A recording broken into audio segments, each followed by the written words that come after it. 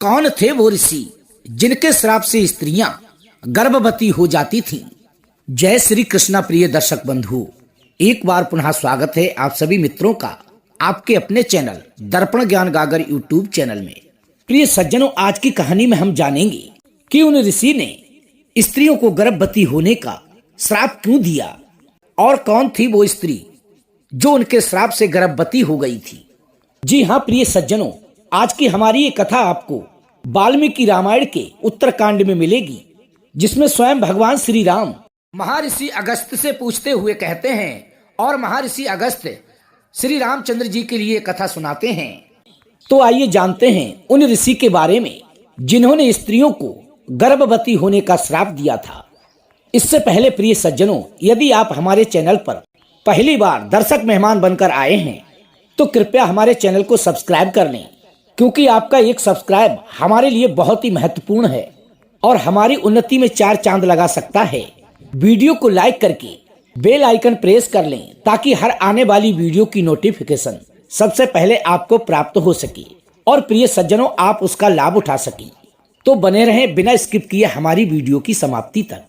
आइए प्रिय सज्जनों देखते हैं इस प्यारी सी कथा की ओर। प्रिय सज्जनों, सतयुग की बात है। प्रजापति ब्रह्मा के एक पुलस्त नाम के पुत्र हुए। वो ब्रह्म ऋषि थे।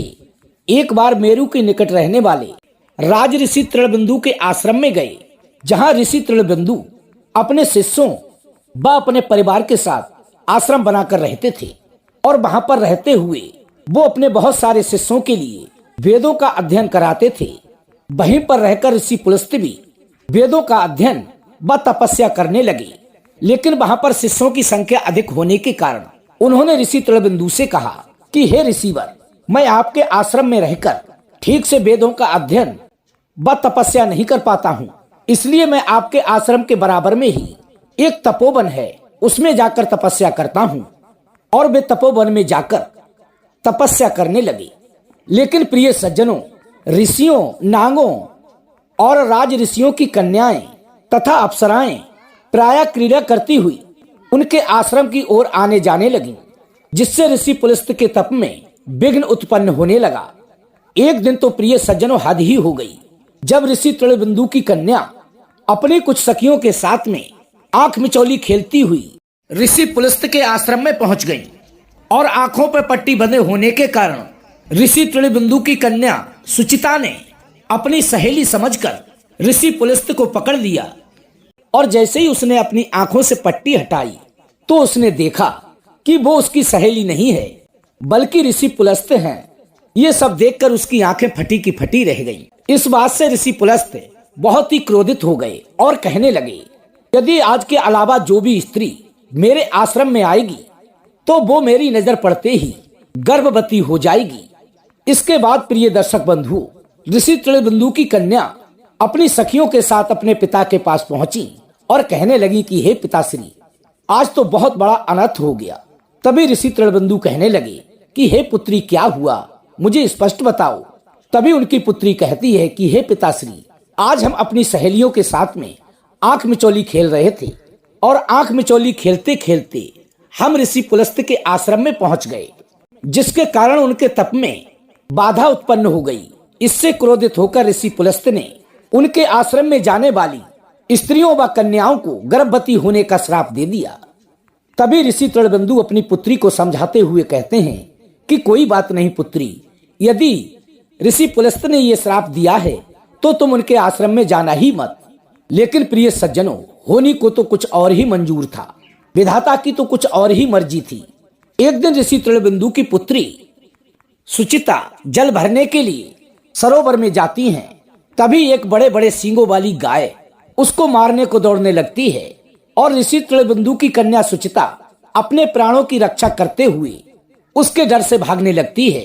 तभी भागते भागते सुचिता ऋषि पुलस्त के आश्रम में पहुंच जाती है और एक पत्थर से पैर टकराने के बाद वो उनके समक्ष जाकर गिर जाती है। तभी उसके हाथ में जो घड़ा था वो फूट जाता है। उस घड़े के फूटने की आवाज सुनकर के ऋषि पुलस्त की तपस्या भंग हो जाती है और उनके दोनों नेत्र खुल जाते हैं। तो वे अपने सामने देखते हैं ऋषि तृणबिंदु की कन्या सुचिता उनके समक्ष पड़ी है और वो तो इस बात का पहले ही श्राप दे चुके थे कि जो भी स्त्री उनके तपोवन में आएगी, अर्थात उनकी दृष्टि पड़ते ही वो गर्भवती हो जाएगी। अब क्या था प्रिय दर्शकों, श्राप तो फलित होना ही था। तभी ऋषि तृणबिंदु की कन्या उस श्राप के बारे में सोचकर थरथर कांपने लगी और भागती हुई अपने पिता तृणबिंदु के पास पहुंची और कहने लगी कि हे पिताश्री, आज मुझसे बहुत बड़ी भूल हो गई। तभी ऋषि तृणबिंदु पूछते हैं कि हे पुत्री, क्या हुआ, कौन सी भूल की तुम बात कर रही हो। तभी वो ऋषि कन्या सुचिता कहती है कि हे पिताश्री, आज जब मैं जल भरने के लिए सरोवर पर गई थी तो ना जाने कहां से एक बड़े बड़े सींगों वाली गाय आ गई और वो मुझे मारने को दौड़ी। तो मैं अपने प्राणों की रक्षा करने के लिए ऋषि पुलस्त के सापित उसी तपोवन में पहुंच गई, जहां आने पर उन्होंने स्त्रियों को गर्भवती होने का श्राप दिया था। इस कारण से मैं बहुत बड़ी चिंतित हूँ। अब आप ही बताइए पिताश्री, मैं क्या करूं। तभी प्रिय सज्जनों, ऋषि तृणबिंदु अपनी पुत्री सुचिता को लेकर के ऋषि पुलस्त के पास जाते हैं और उनसे हाथ जोड़ करके विनती करते हैं कि हे महर्षि, मेरी पुत्री भूलवश आपके आश्रम में आ गई। ये अपराध उसने जानबूझकर नहीं किया है। वो अपने प्राणों की रक्षा करते करते ये भी भूल गई कि वो कहाँ जा रही है और उस गाय से बचते बचाते आपके द्वारा शापित तपोवन में आ गई। इसके कारण मेरी पुत्री गर्भवती हो गई है। अब आप ही बताइए ऋषिवर, यदि एक कुंवारी कन्या गर्भवती हो जाती है तो उसको ये समाज कितनी नीच दृष्टि से देखता है, वो इस संसार में कैसे जीवित रह पाएगी। अर्थात अब आप ही बताइए, एक कुंवारी कन्या गर्भवती होकर के इस संसार को कैसे मुख दिखाएगी। इसलिए हे ऋषिवर, आपके श्राप के द्वारा मेरी पुत्री गर्भवती हुई है। ये श्राप भी आपका दिया हुआ है और आपके श्राप के कारण मेरी पुत्री गर्भवती हुई है। तो अब आप मेरी पुत्री को पत्नी रूप में स्वीकार कर लें, तभी मेरी पुत्री के माथे से ये कलंक का टीका मिट पाएगा, अन्यथा ये तो जीते जी मर जाएगी। इसलिए हे ऋषिवर, आप मेरी पुत्री को स्वयं प्राप्त हुई भिक्षा के रूप में स्वीकार करें। ऋषि तृणबिंदु के इस प्रकार आग्रह करने पर मेरी ये पुत्री आपकी सदैव ही सेवा करेगी और आपका वंश बढ़ाने में सहायक सिद्ध होगी। प्रिय सज्जनों, ऋषि तृणबिंदु की इस प्रकार विनती सुनने के बाद ऋषि पुलस्त ने उनकी पुत्री के लिए पत्नी रूप में स्वीकार कर लिया और वो ऋषि कन्या प्रतिदिन अपने पति की सेवा करते हुए वहीं रहने लगी। उसके शील और सदाचार से संतुष्ट होकर पुलस्त जी ने एक बार उनसे कहा कि हे प्रिय, तुम्हारे गर्भ से मेरे समान पुत्र उत्पन्न होगा। मैं यहाँ पर रहकर वेदों का अध्ययन व तपस्या कर रहा था, उसी समय तुमने आकर के मेरी तपस्या को भंग किया था। इसलिए तुम्हारा पुत्र विश्वरवा या श्रवण के नाम से जाना जाएगा। उचित समय आने पर उस ऋषि कन्या ने एक पुत्र को जन्म दिया जो विश्वरवा नाम से विख्यात हुआ। थोड़े ही समय के पश्चात विश्वरवा अपने पिता की तरह तपस्या में लग गए। उनके अच्छे आचरण को देखकर महामुनि भरद्वाज ने अपनी कन्या का विवाह उनके साथ कर दिया। अब वे दोनों सुखपूर्वक अपना जीवन व्यतीत करने लगे।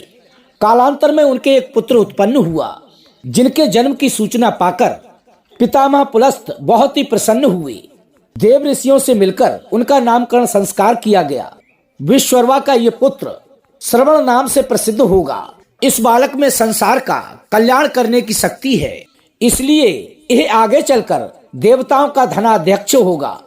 आश्रम में रहने के कारण कुमार श्रवण के मन में धर्म का आचरण करने का विचार उत्पन्न हुआ।